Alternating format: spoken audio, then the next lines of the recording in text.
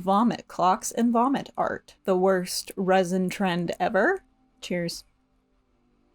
So to start off with, this is the entry from Urban Dictionary, which we know is very credible and a trustworthy place to gather information. So, top definition. Not that I know that there are any other definitions, but a mid-century trend where it was fashionable to suspend pieces of rocks and glass in color resin, often made into mantelpiece clocks. The result looks a lot like regurgitated gelatin salad full of fruit bits. The term vomit clock came into popularity on a thrift store Facebook page. Any other object made this way can be called vomit.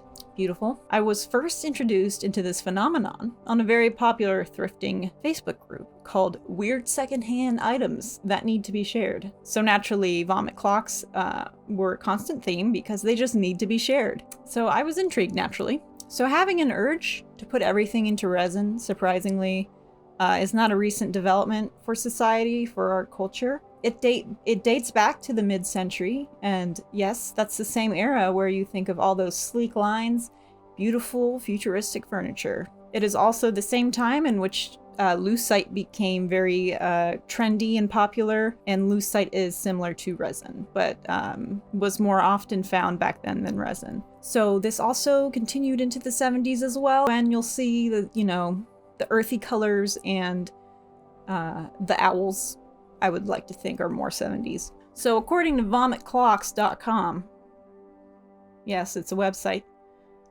they are trying to create a space where these items can be like a museum sort of, but the last blog post I saw was in 2019, so hopefully we can get this started back up, really find some interesting pieces. It is speculated, or is actually known, that these clocks were made from DIY kits, not exactly sure when, like dating from the 50s to the 70s. I'm not quite sure what era exactly.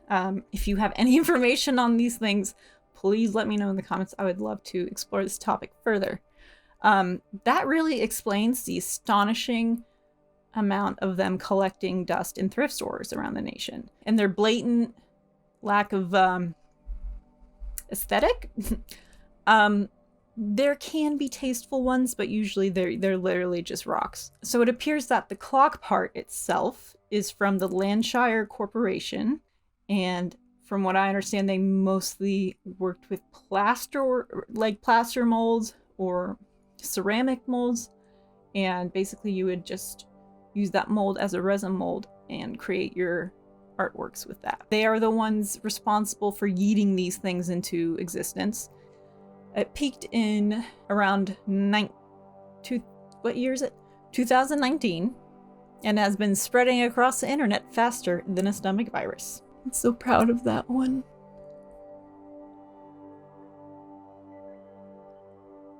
It has become a highly coveted thrift item, whether you bring it home with you or you don't. Now, these vomit art categories, they're not just clocks. They're not, that's why we're spreading into vomit art, unfortunately. They can be platters, jewelry boxes, animal figurines, and yes, even toilet seats. Weirdly, the animals that are usually found are mostly owls, turtles, seahorses, and fish, from what I've seen anyway. The most common embeds are rocks, shells, dried plants, and sometimes food, dried beans, grains, stuff like that.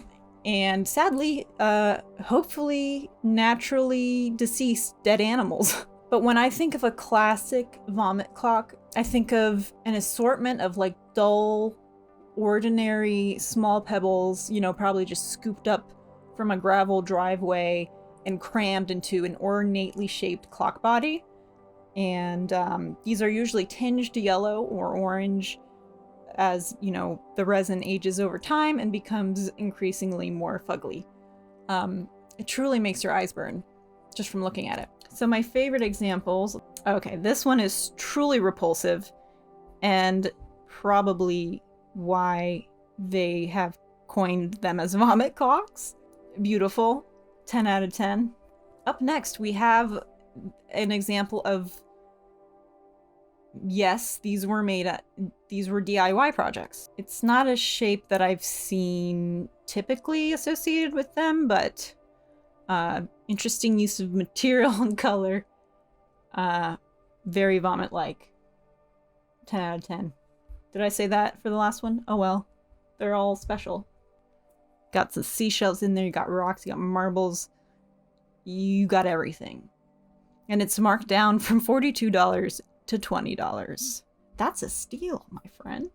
Gorgeous. And here we can see, oh, it does look like 60s, huh? I think. That looks like a 60s design, perhaps. I'm talking about the graphic design on the label. It says, self-starting electric clock movement. So Landshire, that is the maker of the clock faces. You can see that how that's been placed inside of the lucite or resin clock body. And, you know, some resins might have been in the sunlight. So, you know, they will break down eventually, maybe never. But they will crack, and a lot of these items are unfortunately damaged. You know, their timeless beauty is marred. The owls. The owls are a key theme through these pieces of art. Classic googly eyes, like, you know, people definitely made these. They were DIY. The googly eyes are just like chef kiss. Beautiful stuff. More owls. This one is actually someone's grandma's mail holder. This one looks threatening. It looks like it's had enough of my shit and it's about to eat me. Some of these aren't bad. Like, this one's kind of cool. The abalone, how do you say it? Abalone? Bologna? Shell is just, it's beautiful. With that gold, I would actually, this is actually pretty. It's very nice. Okay, this one, interesting. Okay, so this might be quartz or citrine, but it looks like the resin itself is actually yellow. I don't know if that's, you know, on purpose to make it look like amber or if it's aged that way, but interesting specimen. Ooh, this one, yes. Apparently this one was listed on eBay. Beautiful. I can't even, oh, there's seashells. Beautiful.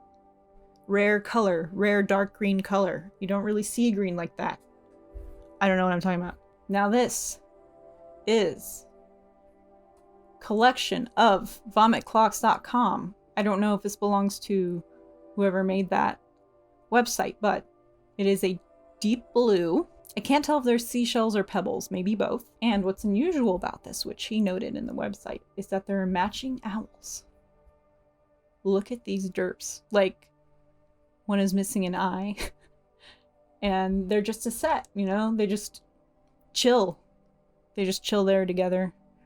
But yeah, this is the classic shape of the vomit clock. If you see something like this, take, like, $20 a steal. Take it home. Cherish it. It's just a relic of simpler times and beauty, frankly.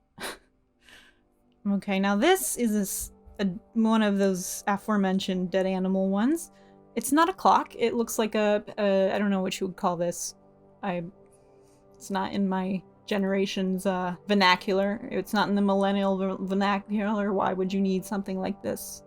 If you know what it is, please let me know. But that poor snake, I hope he died peacefully. Do not condone that at all. I do not approve of this. And here we see a lovely toilet seat. And hopefully these butterflies are paper butterflies and that they did not die to be on a toilet seat. I don't hate it. I don't know why. I love resin toilet seats. I aspire to have one or make one at one point. Here we can find a beautiful bean piece. It's a clock. You know, they're mostly, for some reason, they're clocks. And this has lentils, beans, you know, your dry bean assortment. Very beautiful in the kitchen.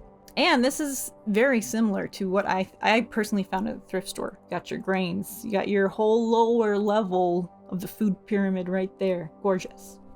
You know, there's something profoundly kitsch and nostalgic and repulsive about these that just makes them so irresistible. Maybe we'll find one day, like, people will look at the resin pieces that we're making now and treasure them 50 years later and be like, vintage.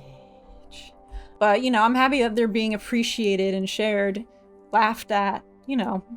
It's all better than being dumped into a landfill somewhere. You know, they probably came about the same way that we make all of our resin things today, is they thought it was cool and people just started making them in mass, and here they are.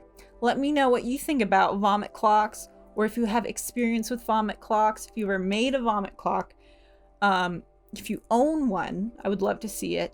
Go ahead and subscribe to my channel. I mostly focus on craft-based things, resin, stuff like that. Give me a like if you like this video, if it was informative to you. Well, keep creating, even if it's hideous. Someone will love it 50 years from now. Thank you for watching.